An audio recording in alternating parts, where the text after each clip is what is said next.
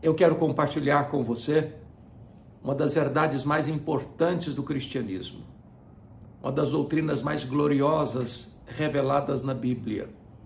Eu quero tratar com você sobre a nova aliança. Esta verdade foi ensinada pelo apóstolo Paulo na sua segunda carta aos Coríntios, capítulo 2, a partir do versículo 14. Ele mesmo, Paulo, precisou aprender esta verdade magna para direcionar a sua vida e a sua história. Quando Paulo foi para Jerusalém pela primeira vez, depois da sua conversão no caminho de Damasco, ele ainda não estava regido pela nova aliança. Ele pensou que seria o grande líder da igreja em Jerusalém. Isso porque os apóstolos eram galileus e recebidos na Judéia como pessoas de segunda classe. Segundo, porque os apóstolos de Jesus eram iletrados. Jerusalém era a capital intelectual, no sentido teológico, do mundo. Lá estavam os doutores da lei, lá estavam os escribas, os fariseus, os saduceus. Todo o mecanismo religioso estava sediado em Jerusalém. E aqueles homens galileus e ainda incultos e letrados, certamente, pensou Paulo, não lograriam êxito na cidade de Jerusalém. Ele, por sua vez, tinha se fortalecido em Jerusalém, estudado aos pés de Gamaliel. Ele tinha liderado, outrora, a perseguição aos cristãos. Ele conhecia os intestinos da religião, os corredores eclesiásticos. Ele era um homem extremamente influente em Jerusalém. E ele pensa que seria o grande líder. Mas, na verdade, nem recebido foi. Os crentes de Jerusalém não acreditaram na conversão dele, pensaram que ele estava sabotando a fé para perseguir os cristãos e bater a porta da igreja na cara dele. Não fora Barnabé que o acolheu e o apresentou aos apóstolos, nem recebido seria. Porém, diz a Bíblia que os helenistas discutiam com ele e tomaram a decisão de matá-lo. Então os membros da igreja de Jerusalém, os discípulos, se reuniram e disseram: você não pode ser o nosso pastor. E Paulo então está sendo dispensado da igreja, o que não é fácil para um líder e para um pastor. Porém, ele não foi embora, mesmo quando os discípulos pediram que ele fosse embora. Na verdade, conforme Atos 22:17, o próprio Deus aparece para ele numa visão em Jerusalém e disse: vai embora daqui, eles não vão te ouvir. Bom, parece-nos que não resta nenhuma opção, porque agora não é a liderança da igreja ou os membros da igreja que querem que ele vá embora, é o próprio Deus que aparece para ele e o manda ir embora. Mas ele não foi. Ele discutiu com Deus, ele arrazoou com Deus. Ele diz: mas eu persegui a igreja aqui. Quando se matou Estevão, tua testemunha, eu estava presente, consenti nisso. Em outras palavras, ele está dizendo: Deus, o Senhor pensa melhor, o Senhor pensa direito. Eu sou peça-chave aqui. Eu sou absolutamente necessário aqui como instrumento de alavancar essa obra, de liderar esse trabalho. Sem a minha presença aqui, a coisa não vai funcionar direito. Mas Deus não mudou de opinião. Deus não mudou a sua posição. Foi Paulo quem teve que mudar e mudar-se, porque Deus disse para ele: vai. Na verdade, ele não foi ainda. Conforme Atos 9:30, os discípulos se reuniram e o levaram até Cesareia. Ele não foi, ele foi levado. Ele não saiu. Saíram com ele. Ele saiu de Jerusalém como Ló saiu de Sodoma, a reboque. E dali de Cesareia Marítima enviaram-no a Tarso. Tarso era o local onde ele havia nascido. Para este homem que se julga importante demais, ou até insubstituível, Deus está dizendo para ele: se você pensa que eu preciso de você, você está muito enganado. É você quem precisa de mim. Então arrume as malas e volta para casa. Bom, sabe quanto tempo ele ficou no molho, no anonimato, em Tarso? Longe dos holofotes, longe das luzes da ribalta, completamente tomado, envolto pelo anonimato? Mais de 10 anos. Mas o pior ainda não havia acontecido. Atos 9:31 diz que no dia que Saulo foi embora de Jerusalém, a igreja passou a crescer e passou a ter paz. Parece não ter uma coisa pior para um pastor do que, ao sair da igreja, todos os problemas se resolvem e a igreja explode em crescimento. Na verdade, Deus estava trabalhando em Saulo para depois trabalhar através dele. Ele precisava aprender a gloriosa doutrina da nova aliança. Na velha aliança, tudo depende de nós, nada de Deus. Quando Moisés desceu com as tábuas da lei, lá do Monte Sinai, o povo disse: tudo o que o Senhor falou, nós faremos. Fizeram? Não, não fizeram. E por que não fizeram? Falta de sinceridade? Não. Falta de poder. A velha aliança não pode ser cumprida por nós, porque, não que ela seja imperfeita, a lei é boa, santa, espiritual, justa. O problema é que nós somos pecadores. Nós não atendemos às demandas da lei que requer perfeição absoluta. Então Deus institui a nova aliança. E na nova aliança, tudo depende de Deus, nada de nós, porque Paulo diz em 2 Coríntios 2,14, graças, porém, a Deus, que em Cristo sempre nos conduz em triunfo, e por meio de nós manifesta a fragrância do seu conhecimento, tanto dos que são salvos como dos que se perdem. Para estes, cheiro de morte para morte, para aqueles, aroma de vida para vida. Mas quem, porém, é suficiente para estas coisas? E a pergunta fica no ar, sem resposta. Quem é suficiente para viver essa vida vitoriosa? E a resposta não chega. Mas no capítulo 3, versos 4 a 6, Paulo diz assim: a nossa suficiência vem de Deus. Esta é a nova aliança. Tudo depende de Deus, nada depende de nós. Então aqui no texto de 2 Coríntios, capítulo 2, a partir do verso 14, Paulo vai nos mostrar o segredo de uma vida vitoriosa, conforme os preceitos da nova aliança. E a primeira coisa que Paulo destaca é um otimismo indestrutível, quando ele diz assim: graças, porém, a Deus. Veja você que a conjunção adversativa porém é um contraste. Ele está dando graças, mas por que ele está dando graças? Não apenas porque ele está com saúde, não apenas porque ele tem prosperidade, não apenas porque ele está realizando um ministério brilhante, não apenas porque as pessoas estão aceitando o seu trabalho, não apenas porque ele é prestigiado e amado e acolhido aqui ou acolá, não, ao contrário. Por isso veio o porém, graças, porém, a Deus. Ele está enfrentando em Éfeso, de onde ele escreve esta carta, lutas maiores do que suas forças. Ele está enfrentando feras. Ele está enfrentando batalhas a ponto de desesperar-se da própria vida.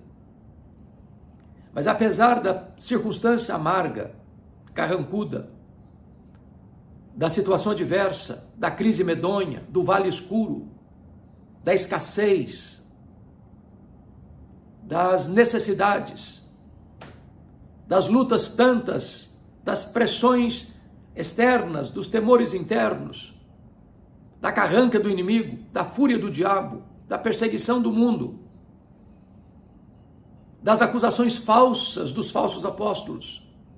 Ele diz graças, porém, a Deus. Podemos chamar isso então de otimismo indestrutível. Esse homem não é regido pelas circunstâncias. Esse homem não é governado nem mesmo pelos seus sentimentos. Esse homem sabe que a mão de Deus dirige o seu destino. Esse homem pode afirmar, como disse na carta aos Romanos, sabemos que todas as coisas cooperam para o bem daqueles que amam a Deus, daqueles que são chamados segundo o seu propósito. Então, se você é filho de Deus, se você desfruta desta verdade gloriosa, nova aliança, você pode e deve viver com otimismo indestrutível. Não são as circunstâncias que determinam a sua vida. Não são seus sentimentos que determinam a sua vida. Não é o que as pessoas dizem a seu respeito que determina a sua vida. Não é nem mesmo o que você pensa de você mesmo que determina a sua vida. A sua vida é governada pelo braço onipotente de Deus. Graças, porém, a Deus. Otimismo indestrutível. Mas há uma segunda verdade nesse texto, que é sucesso constante. Quando ele diz, graças, porém, a Deus, que em Cristo sempre nos conduz em triunfo e por meio de nós manifesta a fragrância do seu conhecimento. Veja você que Deus não apenas nos conduz em triunfo, mas sempre nos conduz em triunfo. E é claro que não há nenhum ser humano que pisou o chão desta terra que não teve problemas, que não teve lutas, que não experimentou dores, que não enfrentou sofrimento, que não passou diante da carranca da ingratidão, do abandono, das situações difíceis da vida. Você cruza com uma pessoa na rua, você não sabe quem ela é, você não sabe o nome dela, você não sabe o endereço dela, você não conhece a família dela, parece que ela está feliz, ela está sorrindo, ela está dando até gargalhadas, ela está brincando, ela está contando uma piada, parece que está tudo bem, mas quando você vai entrar na intimidade desta pessoa e de quaisquer outras pessoas, tem lutas ali, tem dores ali, está pulsando também um coração aflito, está agitada uma mente cheia de perturbação, de medos e ansiedades. Graças, porém, a Deus que sempre nos conduz em triunfo. Apesar da circunstância, nós triunfamos. Apesar das lutas, nós triunfamos. Apesar da pobreza, nós triunfamos. Apesar da escassez, nós triunfamos. Apesar da fartura, nós triunfamos. Apesar dos amigos, apesar dos inimigos, apesar da saúde, da doença, das situações mais difíceis e amargas da vida, nós triunfamos, porque o nosso triunfo não vem de nós mesmos, vem de Deus. Esta era a linguagem que o Império Romano usava para os generais que iam para o fronte da batalha e depois de derrotar os inimigos, retornavam a Roma em cortejos, com música, com celebrações, com danças. E esse é o triunfo do vencedor. E nós não somos vencedores porque somos fortes. Nós somos vencedores apesar de sermos fracos. A nossa vitória não é costurada pelas nossas próprias mãos. A nossa vitória é alcançada pelo braço onipotente de Deus. É o Senhor quem nos conduz em triunfo. Então você tem, em primeiro lugar, otimismo indestrutível. Em segundo lugar, você tem sucesso constante. Graças, porém, a Deus que em Cristo sempre nos conduz em triunfo. Agora veja você que esse triunfo não é em seu nome, por aquilo que você granjeou de bens materiais, ou dos diplomas que você alcançou nas melhores universidades, ou da sua influência política. Não. Em Cristo, sempre nos conduz em triunfo. O vencedor é Cristo, e nele nós somos mais do que vencedores. Mas há uma terceira verdade aqui da gloriosa nova aliança, que é um impacto inesquecível. E ele vai afirmar assim: e por meio de nós manifesta a fragrância do seu conhecimento, tanto os que são salvos como os que se perdem. Para estes, cheiro de morte para morte, para aqueles, aroma de vida para vida. Aí Paulo traz a luz, a lume, a baila, esta figura do perfume, que é mundialmente conhecida, é uma figura que todos sabem o que significa, os ricos, os pobres, os doutores, os analfabetos, os governantes, os governados, os empresários, os empregados, não importa o seu extrato social, a sua faixa etária, o seu credo religioso, todos nós sabemos da importância do perfume, da influência do perfume, todos nós sabemos o que é um bom perfume. Então, Paulo está falando desse impacto inesquecível. O perfume não grita, ele impregna. O perfume não discursa, ele se revela. Quando chega uma pessoa com perfume de qualidade excelente, superlativa, ela não precisa falar nada, ela não precisa dizer uma palavra. A presença dela com aquele perfume embriagador impregna o ambiente, torna o ambiente mais agradável, mais saudável, mais acolhedor. O contrário também é verdade. O mau cheiro é perturbador, estraga o ambiente, adoece a situação, faz mal às pessoas que estão à volta. Mas você e eu não somos apenas um perfume qualquer. Nós não somos um perfume do lado negativo, que produz um odor ruim. Nós somos o bom perfume de Cristo. O melhor perfume. Se você olhar, por exemplo, é tão conhecido o chamado perfume francês, os mais consumidos, os mais caros, os mais buscados, os mais procurados. E esses perfumes são feitos de uma essência. A Bíblia faz referência, por exemplo, lá em Marcos, capítulo 14, versos de 1 a 9, aquele perfume preciosíssimo, feito de nardo puro, que Maria ungiu a cabeça de Jesus e o corpo de Jesus, enxugou os pés de Jesus com seus cabelos, preparando-o para a sepultura, que foi avaliado em mais de 300 denários, quando tinha naquele frasco de pedra, de alabastro, em torno aí de 350 ml de perfume, menos de meio litro de perfume, avaliado em mais de 300 denários, ou seja, um salário de mais de um ano. Era caro, era raro, era preciosíssimo. Você é esse perfume preciosíssimo de Jesus. A sua presença precisa abençoar. Aonde você chega, o ambiente precisa melhorar. Você precisa ser uma pessoa abençoadora. Você não precisa abrir a sua boca, falar uma palavra sequer, para que a sua presença impregne o ambiente favoravelmente. Somos o bom perfume de Cristo. Isto nós chamaríamos de impacto inesquecível. Aquele aroma fica nas suas narinas, aquele aroma impregna a sua memória, e depois de anos que você foi impactado pela sublimidade desse perfume, você se lembra da cena. É assim que você e eu devemos ser, impregnarmos as pessoas com o testemunho de Cristo, como bom perfume de Cristo.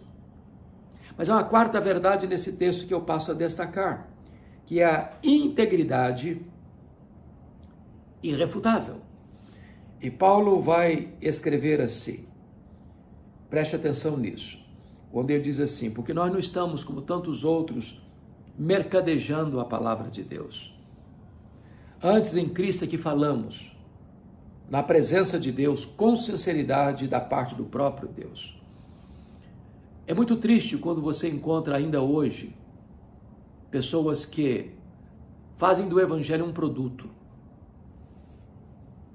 fazem da igreja uma empresa, fazem do templo uma praça de negócios, fazem dos crentes consumidores e tem como vetor principal o lucro. Havia nesse tempo que Paulo escreveu esta carta, e esta carta é uma defesa do apostolado de Paulo e uma defesa do genuíno evangelho, falsos apóstolos circulando nas igrejas de Corinto, tentando desmerecer o trabalho que Paulo havia feito, tentando desgastar e desidratar a figura do apóstolo Paulo como líder, como apóstolo de Cristo, dizendo que Paulo não era um verdadeiro apóstolo, que Paulo não tinha as experiências místicas que eles tinham, que Paulo não tinha as credenciais que eles tinham. E eles então ensinavam um falso apóstolo, um falso evangelho. Eles eram falsos apóstolos, ensinando um falso evangelho. Eles não estavam lá para apacentar as ovelhas, estavam lá para explorar as ovelhas. Eles não estavam lá para alimentar o rebanho, estavam lá para arrancar a lã do rebanho. Eles não estavam lá motivados pela a glória de Deus, a edificação da igreja, a salvação dos perdidos. Eles estavam lá para oferirem vantagens e lucros. Eles eram mercadejadores da palavra de Deus, camelôs da fé, empresários da fé, que faziam da religião uma plataforma de alto enriquecimento. E Paulo precisa dizer que quem é governado pela nova aliança não tem essa postura, não tem essa atitude. Eles não estão no ministério por causa de dinheiro, por causa de lucro, por causa de vantagens financeiras. Eles estão lá para servir a Cristo, para pregar o verdadeiro evangelho. O apóstolo Paulo plantou igrejas nas mais diversas províncias do império, na Galácia, na Macedônia, na Acaia, na Ásia Menor. Ele encerra a sua biografia preso em Roma, pobre, velho, doente, cheio de cicatrizes, acusado injustamente, abandonado pelos seus irmãos, condenado à pena de morte. Mas ele diz: eu sei em quem eu tenho crido, e eu estou bem certo de que Ele é poderoso para guardar o meu tesouro até o dia final. Ele vai dizer também: o tempo da minha partida é chegado. Eu já estou sendo oferecido por libação. Combati o bom combate, completei a carreira, guardei a fé. Já agora a coroa da justiça me está guardada, a qual o Senhor, reto juiz, me dará naquele dia, e não apenas a mim, mas a todos quantos amam a sua vinda. Ele encerra a sua história, portanto, pobre, sem uma capa surrada para usar na prisão diante de um inverno tão rigoroso. Mas esse homem é mais influente na história que todos os Césares de Roma juntos. Porque ele não vendeu a sua consciência. Porque ele não vendeu o seu ministério. Porque ele foi íntegro na pregação do evangelho. Ele não negociou o evangelho. Ele não mercadejou o evangelho. Ele pregou o genuíno evangelho do Senhor Jesus. Mas finalmente, eu gostaria de dizer que a nova aliança trata também de uma realidade inegociável. No capítulo 3 ele fala das cartas de recomendação que os apóstolos falsos queriam que Paulo apresentasse. Ele disse: não precisa apresentar cartas de recomendação. Os crentes de Corinto, salvos pela graça, são a minha carta de recomendação. Não escrita com tinta, mas pelo Espírito Santo. Não em tábuas de pedra, mas nos corações. Paulo era um homem que tinha resultados a apresentar, frutos do seu ministério. Pessoas convertidas, pessoas transformadas, igrejas plantadas, lideranças estabelecidas. E todos esses frutos colhidos eram de fato a sua carta de apresentação. Eu espero que esses princípios aqui compartilhados sobre o segredo de uma vida vitoriosa, fundamentado na nova aliança, tenham abençoado o seu coração. Otimismo indestrutível, sucesso constante, impacto inesquecível, integridade irrefutável e realidade inegável. Esses 5 princípios pude receber do livro de Ray Stedman. Ray Stedman esteve no Brasil há muitos anos, de saudosa memória já. A dinâmica de uma vida autêntica. E eu era seminarista ainda, e eu tive o privilégio de ouvi-lo. Quando ele pregou, há mais de 40 anos, um sermão baseado nesse texto. E estas verdades marcaram a minha vida. E eu espero que estas mesmas verdades aqui compartilhadas também possam marcar a sua vida. Deus abençoe você, Deus abençoe a sua família.